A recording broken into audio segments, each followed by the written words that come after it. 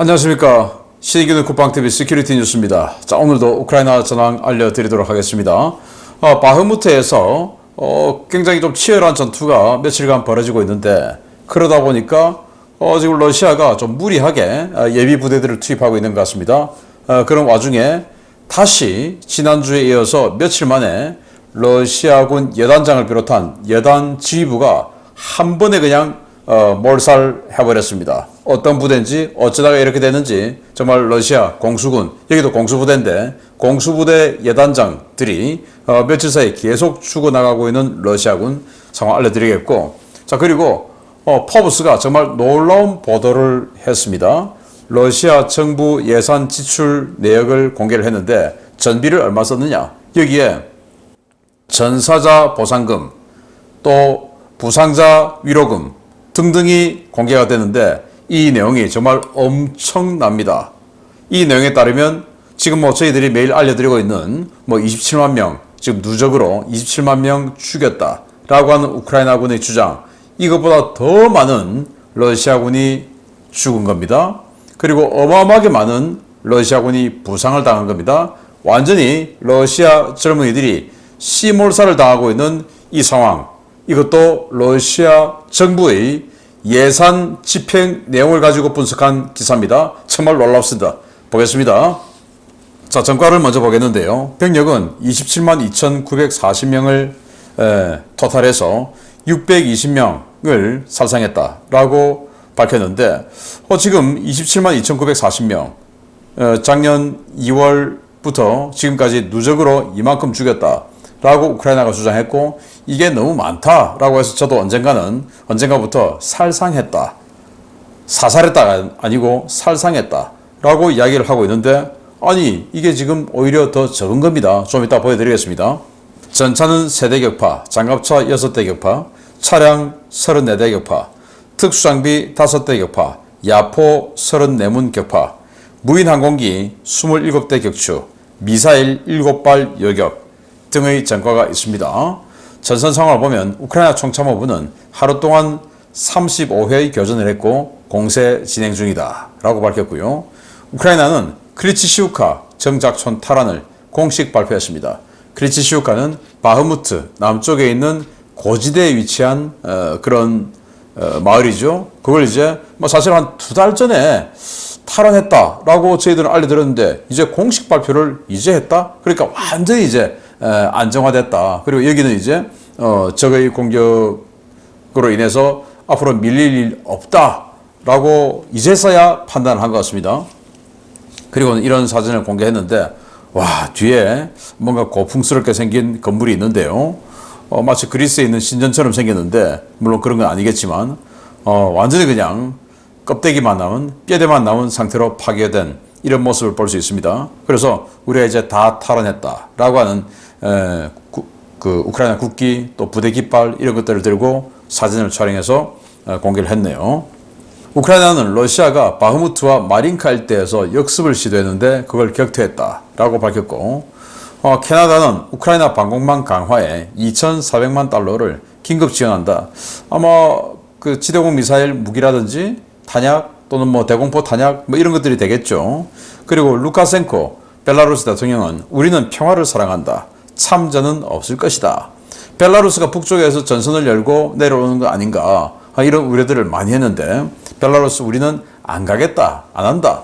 왜냐하면 지금 이 벨라루스 군부에서 이 루카센코 대통령의 신망이 별로 없죠. 그리고 벨라루스 군은 이 우크라이나 전쟁에 참전하는 것을 극도로 반대하고 있죠. 그러다 보니까 자신의 권좌 유지를 위해서 이런 이야기를 하는 것 같다라는 거고, 자, 핀란드 대통령이 우크라이나 전쟁의 핵무기 사용 위험성이 심각하다라고 밝혔는데, 핀란드는 이 러시아하고 국경을 마주하고 있기 때문에 러시아의 동향에 좀 더 민감한 나라죠. 그런데 지금 여기저기서 계속 핵무기 사용 위험성에 대한 경고들이 나오고 있는데요. 특히 대통령급에서 이런 이야기가 나왔다, 이건 굉장히 좀 심각하게 받아들여야 된다라는 건데, 왜 이런 이야기가 나오냐, 자꾸 러시아가 지고 있고 이길 가능성이 점점 약해지고 있기 때문에, 그러면 이 전쟁 전황을 일거에 뒤집으려고 하는 것은 결국 핵밖에 없다. 그러면서 메드베데프 등 최고위층에서 핵을 써야 된다. 이런 이야기들이 나오고 있는 것이 바로 그 방증이다라는 건데요. 정말 국제사회가 러시아가 정말 막장까지 가서 핵을 쓰지 않도록 뭔가 조치를 좀 취해야 되겠습니다. 자, 나토 사무총장은 우크라이나는 결국 나토 회원국이 될 것이다. 결국은 될 것이다. 그리고 지금 관련한 협상을 하고 있다라고 이야기를 했어요. 미국 국방부는 우크라이나 군이 전선에서 사용 가능한 3D 프린터를 공급해주고 있다라고 하면서 이건 뭐 개념도예요.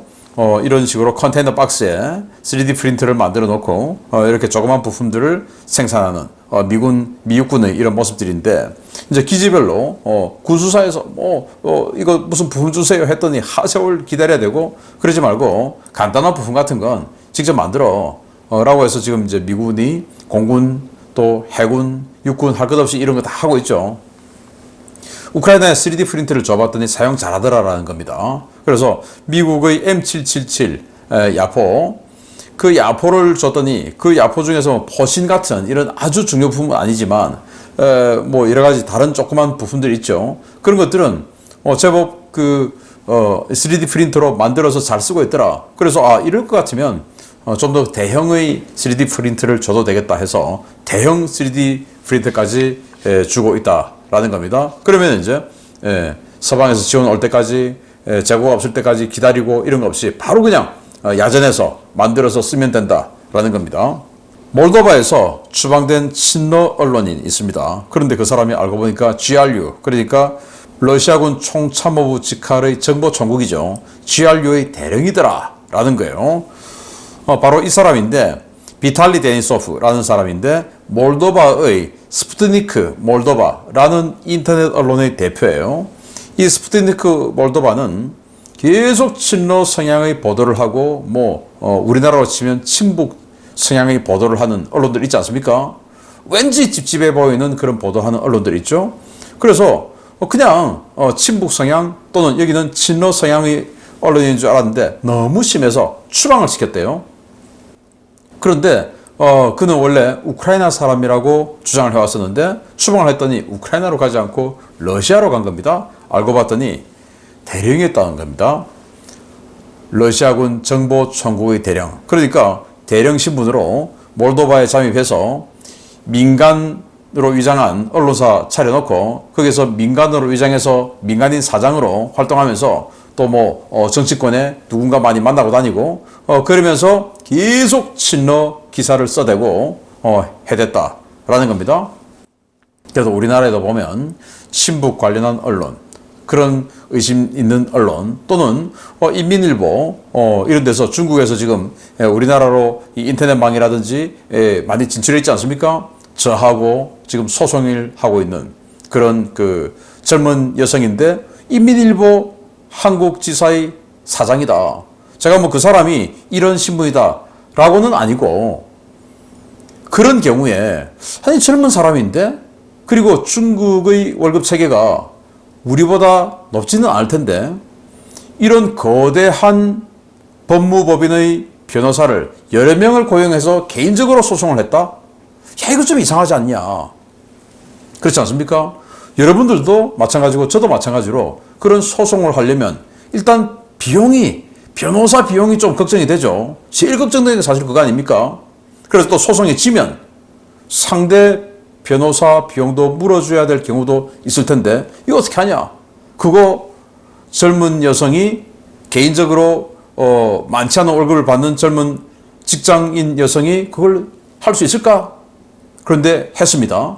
그것도 소송을 몇 년째 지금 이거 안 되면 또 저거로 하고 해서 몇 년째 진행하고 있습니다. 이게 과연 자기 돈인지 선전선동부 돈인지 통일전선부 돈인지 알 수 없다.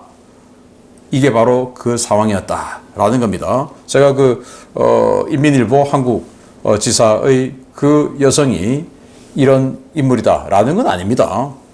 자, 그리고 ISW 미국 전쟁연구소죠. 우크라이나가 바흐무트에서 전진했다. 그러면서 러시아 예비 전력의 발을 묶었다라고 하는데 바흐무트 전황도 한번 보시겠는데요. 지금 이제 클리치슈카 아까 완전히 확보했다라고 라고 하는데 클리치주카가 조금 이렇게 전진한 것 같아요. 이 철도를 기점으로 철도 오른쪽은 완전히 빨간색이었는데 철도 오른쪽에서도 지금 조금 있어요. 파란색이. 그래서 이렇게 해서 크리치우카를 완전히 확보했다는 거구나. 안드리우카에서는 계속 지금 우크라이나군이 공세를 취하고 있고, 아래쪽에 쿠르드미안카에서도 우크라이나군이 계속 공세를 하고 있고, 쿠르드미안카에서 러시아군이 뒤로 패퇴했어요. 자, 이런 것들입니다. 자, 그래서 바흐무트 남쪽에서 약간의 이득을 지금 보고 있다라는 거고요. 자, 그런 상황에서 러시아는 이 바흐무트라는 상징적인 도시, 여기를 지켜내기 위해서 원래는 우크라이나를 바흐무트를 치게 만들어서 우크라이나군을 다른 쪽으로 못 가게 약화시키게 만들려고 하는 그 모루 역할을 바흐무트를 쓰려고 했는데, 오히려 정치적으로 자기네들이 야 바흐무트 그렇게 실컷 뺏어놨더니 그렇게 빨리 뺏기는 거야? 라고 하는 걸 듣지 않으려고 자기네들이 여기다가 지금 예비대 밀어넣고 해서 러시아가 다른 자포리자 지역에서 더 이상 투입할 수 있는 예비대를 바흐무트에서 사용하고 있다라는 겁니다. 완전히 역전된 거죠. 그 결과가 좀 이따가 나옵니다. 우크라이나는 자비트네 바자냐 공세 재개를 했다라는 건데, 이 자비트네 바자냐 정착촌 일부 진입했다. 그래서 시가전 벌이고 있다라는 건데, 바로 벨리카 노보실카 죽선이죠. 자포리자이. 여기 보시면 벨리카 노보실카에서 쭉 이렇게 치고 내려갔습니다. 그리고 얼마 전만 해도 이 리브노필 등등 여기까지 다 러시아 영역이었는데 이제 쭉 다 내려왔습니다. 그래서 브리튼에 확실하게 확보를 했고, 이 쭉 밑으로 지금 경합지가 형성되어 있어요. 그리고 이제 이 자비튼에 바자냐 여기를 이제 직접적으로 치고 있다. 그래서 강을 건너서 치고 있다라는 건데, 빨리 뭔가 기쁜 소식이 들어오기를 바랍니다. 자, 이런 전선 상황 바탕으로 정말 놀라운 바흐무트에서 러시아 여단 지휘부가 여단장 포함해서 폭사해버렸습니다. 보겠습니다. 지난 주말 러시아가 바흐무트 일대에서 무모한 역습작전에 나섰다가 대패했다는 소식 전해드린 바 있습니다. 이 역습이 진행되는 동안 우크라이나군의 공세로 그야말로 정신없이 얻어맞고 있던 바흐무트 남쪽의 안드리우카 전선에서 러시아 공수군도 괴멸적 피해를 입었다는 소식입니다. 바흐무트 남쪽의 클리치슈카, 안드리우카, 쿠르디뮤카 일대에서 대대적인 공세를 벌이고 있는 우크라이나군이 현지 시각으로 9월 17일 이 지역에 긴급 증원된 러시아 최정예 부대의 지휘부를 몰살시켰다고 복수의 오신트 소식통이 현지 시각 9월 18일 리포트했습니다. 현지 소식통들은 우크라이나군의 공세를 막기 위해 안드리우카 일대에 긴급 투입된 제31 근위 공중 강습여단 지휘부가 우크라이나군의 드론 공습을 받았으며, 이 과정에서 여단장을 비롯한 지휘부가 폭사했다고 전했습니다. 우크라이나군은 러시아군 제72 차량화 소총여단 잔존 병력과 체첸군 아흐메 대대가 지키고 있는 안드리우카 정면에 제3 아조프 돌격 여단과 경찰 부대인 사파리 대대를 투입해 파상 공세를 폈는데요.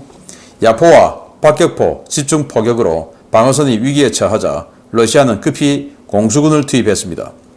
이곳에 급히 불려온 공수군 부대는 루한스크 지역에서 재편성 중이던 제31 근위 공중 강습 여단이었는데요.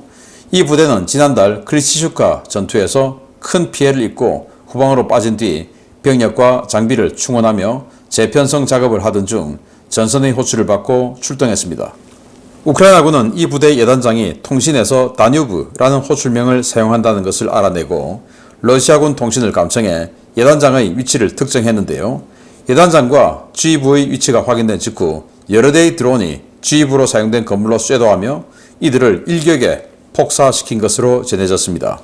이번 공습으로 여단장인 안드레이 콘트라슈킨 대령과 그 휘하 지휘부의 영관급 장교 여러 명이 폭사했는데요. 이번 사건은 지난 9월 13일 베르보브 전선에서 제247 공수연대장 포포프 바실리 빅토로비치 대령이 사망한 데 이어 일주일 새 두 번째 공수군 대령의 전사로 기록되었습니다. 콘드라슈킨 대령은 개전 초 키우 북서쪽의 호스토멜 공항 전투도 지휘했던 인물인데요. 비록 해당 전투에서는 큰 피해만 내고 참패하며 졸전을 보여줬지만 이후 부하들과 함께 최전선을 지키며 동고동락해 부하들로부터 상당한 신망을 받던 인물로 전해졌습니다. 고위 지휘관이 연달아 사망하자 일선 공수군은 크게 동요하는 분위기입니다. 최근 러시아는 정규군 병력은 뒤로 물리고 공수군을 앞세워 무모한 돌격을 강요하고 있는데요. 오레호브 축선을 비롯해 여러 전선에서 보고되고 있는 이 같은 결정의 배경에 러시아군 최고위 수뇌부가 관여되어 있을 수 있다는 성토가 쏟아지고 있습니다. 이와 관련해 ISW는 최정예 부대인 공수군을 이런 식으로 소모하는 것은 장기적으로 러시아의 방어전을 더욱 어렵게 할 것이라는 평가를 내놓은 바 있는데요. 공수군 병력은 물론 고위 지휘관까지 연달아 잃고 있는 러시아, 전쟁을 어찌 하려는 것인지 모르겠습니다. 네, 바흐무트에서 우크라이나군이 확 치고 나오니까 야 막아. 근데 안 막아지니까 야 예비병력 보내. 이게 공수군이 왔다라는 겁니다. 자, 이게 이제 클리치시우카, 안드리우카, 크루드미안카 이 축선인데 이 안드리우카 쪽에서 우크라이나군이 치고 나갑니다. 근데 그 정면에 보니까 바스 13대대 뭐 완전히 그냥 그 전투력 떨어지는 그런 예비군 부대죠. 아흐멧 대대 체첸군인데 이 아흐멧은 지금 체첸 수장 람잔 카다로프가 식물인간 코마 상태에 지금 들어가 있다는 거 아니겠습니까? 뭐 어떤 그 독사를 당했는지. 그래서 지금 사기가 엉망이겠죠. 그리고 72 여단 여기는 뭐 과거 이 바그너 그룹 있을 때 바그너 그룹에게 이 여단장 체포돼서 두들겨 맞고 하던 바로 그 부대 아닙니까? 완전히 형편없죠. 안 되니까 이런 부대들만 있으니까 야 빨리 정원군 보내 해서 재편성하고 있던 31 근위 공중 강습 여단을 불러온 거예요. 그래서 맞게 한 겁니다. 그런데 이 31 근위 공중 강습 여단의 여단장이 무전을 할 때 호출보호로 자기 콜사인을 다뉴브로 쓴 걸 아는 거예요. 다뉴브. 그래서 이 지금 뭐 무전이 제대로 안 되니까 사정 무전기 그냥 부대별로 사서 쓰는데 다뉴브 나오는 겁니다. 야 여기 다뉴브 뭐 답하라 오버 뭐 하지 않겠습니까? 그래서 다뉴브 지금 어디서 발신하는 거야? 해보니까 어느 건물에서 다뉴브라는 콜사인이 계속 송신이 되고 있더라. 야 그럼 저기 다뉴브가 있잖아. 다뉴브는 바로 여단장인데 저기 때려 해서 그냥 뭐 자폭 드론들 여러 발 보내서 한 방에 폭사시켰는데 거기가 여단 지휘부니까 당연히 참모장 각 뭐 작전 참모, 정보 참모, 통신 참모, 뭐 참모, 군수 참모 다 있겠죠. 다 죽은 겁니다. 영관급들. 자 그래서 이번에 사망이 확인된 안드레이 콘트라슈킨 대령 다뉴브 이 사람 죽었고요. 자 그런데 불과 며칠 전에 역시 이 공수군 대령 연대장 죽었죠. 포포프 빅토로비치 대령 죽었죠. 247 공수연대장. 이런 식으로 공수군 연대장 여단장들이 마구마구 죽어나가니까 이거 도대체 어떻게 된 일이냐. 일부러 공수군 씨말리려고 하는 거냐 라고 하는데 미국 전쟁연구소 ISW는 이거 이러다가 정말 이 소중한 자원인 공수군을 정예자원인 공수군을 이런 식으로 그냥 일반 보병하고 똑같이 소모시키다가는 나중에 정말 중요한 일을 못한다. 그래서 러시아는 안 된다 라고 했다라는 겁니다. 자, 공수군이 이런 식으로 갈려나가고 있는데 이런 것들이 공수군뿐만 아니고 러시아군 전체가 어마어마하게 죽거나 다쳤다. 무려 100만 명 가까이입니다. 보겠습니다. 우크라이나 전쟁이 장기화되면서 러시아군 인명피해가 기하급수적으로 늘어나고 있다는 소식 여러 차례 전해드린 바 있습니다. 우크라이나군 총참모부 추산으로 현재까지 러시아군 사망자 숫자는 27만 명을 조금 넘긴 수준이고 러시아 국방부는 정확한 사망자 통계를 발표하지 않고 있는데 대단히 충격적인 자료가 공개됐습니다. 러시아군은 2022년 2월 전쟁을 시작한 이래로 하루 평균 약 3억 달러의 전쟁 비용을 지출하고 있으며 이 중 인건비와 피해 보상금과 관련한 지출이 대단히 많다고 포브스가 러시아군 내부 자료를 인용해 현지 시각 9월 16일 보도했습니다. 포브스는 러시아가 지난 18개월 동안 지출한 직접 군사 비용과 장비 손실 비용은 미화 1673억 달러, 한화 약 221조 8400억 원에 달하고 이 중 급여와 사망자 유족 보상, 부상자 보상 등에 지출한 예산이 817억 달러, 한화 108조 3342억 원에 달한다고 전했습니다. 이 가운데 사망자 유족에게 지급된 예산은 256억 달러, 부상자에게 지급된 위로금은 210억 달러였는데요.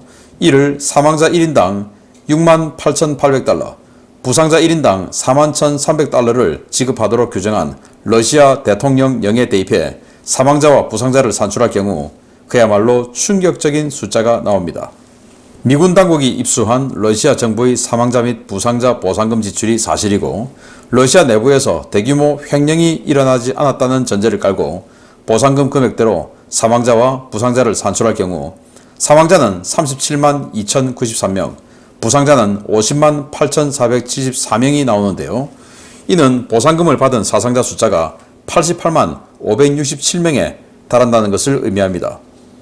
이는 러시아군이 전투에서 발생한 아군 시신을 제대로 수습하지 않는다는 점, 실종된 인원에 대한 추적 관리가 거의 이루어지지 않고 있다는 점을 감안하면 러시아군의 병력 손실이 90만 명은 물론 100만 명을 넘을 수도 있다는 것을 의미하는 것입니다. 러시아군의 이 엄청난 사상자 숫자는 지난 3월 유출된 미 국방부 자료에 나온 규모를 압도하는 것인데요. 당시 미군 자료에는 2022년 2월부터 2022년 12월까지 러시아군이 전사 3만 5,550명에서 4만 3천명, 부상 15만 4천명에서 18만 명을 기록한 것으로 되어 있었습니다. 물론 미군 자료는 엄청난 사상자가 발생한 바흐무트 전투가 본격화되기 전까지의 집계만 반영한 것인데요. 바그너 그룹에서만 5만 명의 가까운 사상자가 발생했다는 바흐무트 전투의 엄청난 피해 규모를 감안하면 이번에 추산된 사망자 숫자가 사실에 가까울 수도 있다는 관측이 나오고 있습니다. 러시아는 개전 초 약 20만 명의 병력을 동원했고 이후 각각 10만여 명의 바그너 그룹과 죄수병, 33만 명의 동원 예비군, 봄과 가을에 각각 13만 4,500명과 12만 명을 징집했는데요. 이와 별개로 올해 9월까지 28만 명을 신규 모병했고 상반기 정례 징집으로 14만 7천 명을 모아 지난 18개월 동안 공식 집계로만 140만 명이 넘는 병력을 충원했습니다. 우크라이나군은 현재 점령지에 남아있는 러시아군 전체 병력을 약 42만 명 정도로 보고 있는데요. 러시아가 현재까지 전쟁을 위해 모은 병력에서 남은 잔존 병력만 빼면 이번 보상금 규모로 추산된 사상자 숫자와 비슷하게 맞아떨어지는 것으로 나타났습니다. 해당 분석에 대해 오신트 소식통들은 러시아군에서 실제로 대량 사상자가 발생했을 가능성에 무게를 싣는 쪽과 러시아군 내부에서 천문학적인 보상금 횡령 범죄가 일어나고 있을 가능성에 무게를 두는 쪽으로 갈리고 있는데요. 어느 쪽이 맞든 지금의 러시아가 막장 국가가 됐다는 사실을 부인하기는 어려울 것 같습니다. 와, 정말 놀랍습니다. 제가 이 방송 시작할 때마다 알려드리는 러시아군 사상자, 사실은 우크라이나군은 전사자라고 했어요. 그런데 저는 차마 이게 정말 다 죽었을까? 라고 해서 요즘은 살상했다. 살상은 죽였다는 죽일 살자와 다칠 상자에서 죽거나 다쳤다. 이렇게 제가 말을 했는데 지금 보니까 그냥 사살했다. 라는 게 맞는 것 같아요. 그것도 오히려 적다라는 거예요. 왜? 27만 명이니까 그게 지금. 그런데 여기는 37만 명 이상의 죽은 통계가 나온 겁니다. 자, 포브스가 보도를 했어요. 자, 이래서 9월 16일 날 포브스가 보도를 했고 이 내용은 뭐냐? 자, 이번에 러시아군이 전비로 지출한 비용이 1,673억 달러다. 그 중에서 장비 파손이 340억 달러고 또 경상경비가 513억 달러고 그리고 군인들의 인건비가 351억 달러고 전사자 유족 보상이 256억 달러, 부상자가 210억 달러다. 자, 이렇게만 딱 나왔는데 저는 여기에서 푸틴이 대통령령으로 지시를 한 게 있죠. 바로 전사자 한 명당 68,800달러의 보상금을 줘라. 그리고 부상자는 41,300달러의 위로금을 줘라. 라고 푸틴이 대통령령으로 지시를 했어요.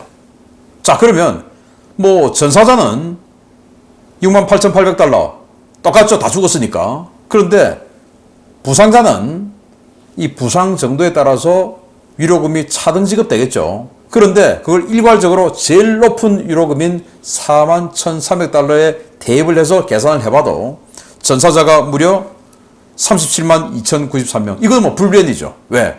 68,800달러 죽은 사람은 많이 죽고 적게 죽고 세게 죽고 이런 거 없지 않습니까? 그 죽었으면 끝난 거죠. 그러니까 37만 2,093명. 왜? 푸틴이 죽은 사람에 대해서 68,800달러 줘라고 했으니까 이 비용을 68,800달러 나눠보면 37만 2,093명이에요. 그리고 부상자는 우리가 뭐 여기 앉아서 얼마나 다쳤다, 뭐 팔이 한쪽, 뭐 또 다리가 한쪽, 아니면 뭐 이걸 알 수가 없으니까 그냥 최대 금액인 41,300달러 계산해 보니까 와 50만 8,474명. 이래서 이걸 두 개에 합하니까 88만 명이 넘더라. 엄청난 거 아닙니까? 그래서 러시아군이 지난 2월 24일 작년이죠. 침공할 때 22만 명 동원했어요. 22만 명 가지고 침공했어요. 그리고 그때 바그너 그룹은 병력을 10만 명 동원했어요. 그리고 죄수병 추가로 계속해서 10만 명 넣었어요. 그리고 2022년 9월 부분 동원령 내려서 33만 명 동원했어요. 그리고 2022년 상반기 정기 징집 때 13만 4,500명 징집했어요.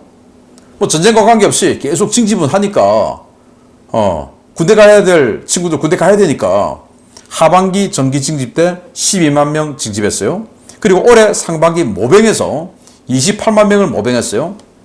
그리고 상반기 정기 징집에서 14만 7천 명 징집했어요. 여기에 빠진 게 또 뭐냐? 해외에서 들어온 용병들, 그리고 각 지방 자치공화국에서 강제로 불법 징집한 인원들, 그리고 지금 불법 체류자들, 이런 사람들 마구마구 시민권 줄게 해서 잡아놓고 있는 인원들, 이거 뺀 거예요. 그거 빼고도 이렇게 국지간거만 따져도 143만 1,500명. 자, 그래서 전쟁을 할 때는 20여만 명 가지고 침공에 들어갔는데 병력이 모자라니까 하다못해 블라디보스톡에 있는 태평양 항대 경비 병력까지 빼가서 전쟁에 집어넣지 않습니까? 다 죽었죠.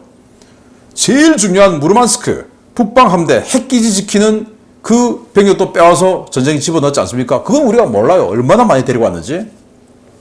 그렇지만 징집하고 모병하고 한 인원들이 그쪽으로 갔겠죠. 그래서 그건 뭐 모른다 치고, 그래서 143만 1,500명인데 우크라이나군 국방부에서 러시아군이 지금 현재 이 점령지 전선에 들어와 있는 병력이 42만 명이다 하면, 지금 우리가 통계로 지금 88만 명 죽었는데 그거 좀 불어다게 보면 100만 명 사라지고 남은 병력이 지금 42만 명, 얼추 맞는 거 아닙니까? 어마어마하게 죽은 겁니다. 이게 바로 러시아다. 이게 바로 현재 러시아의 전쟁이다. 앞으로 러시아가 어떻게 될까요? 완전히 씨몰살 당하고 있다 라는 게 러시아의 예산 집행 내용으로 나온 겁니다. 이거 누가 반박하겠습니까? 러시아 예산 집행 내용인데 정말 놀랍습니다. 마치겠습니다. 감사합니다.